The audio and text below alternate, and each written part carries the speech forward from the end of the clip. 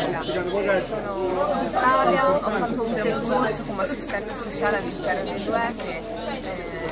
di educazione alla legalità, quindi venire qua ha un po' rappresentato comunque toccare anche un po' più umano, approfondire,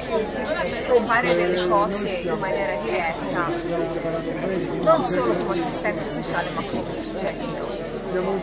Quindi io penso che sia fondamentale poi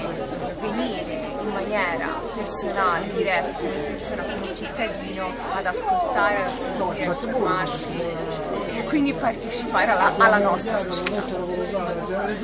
Io sono Dania e sono referente del coordinamento provinciale dell'Associazione Libera di Livorno e credo che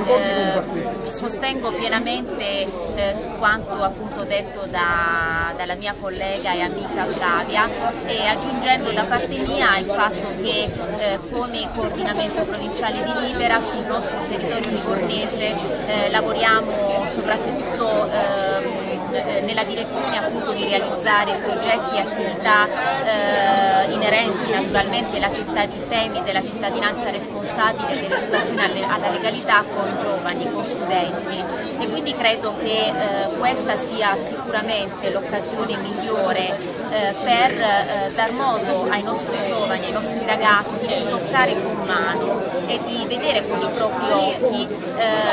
quanto noi cerchiamo appunto di passare loro attraverso le informazioni che forniamo. E sicuramente il Festival dell'Impegno Civile è una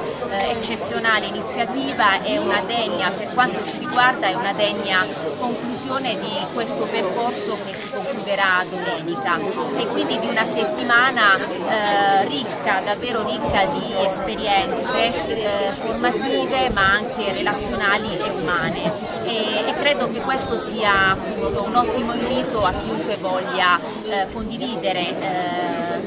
temi così importanti e voglia condividere l'importanza dello stare insieme e del riflettere insieme sulle questioni appunto che ci riguardano e a cui ciascuno di noi tiene tanto, appunto sia come educatori, sia come formatori, ma anche come cittadini, come singoli cittadini. Quindi siamo davvero felici di essere venuti da Livorno e aver condiviso insieme questa esperienza.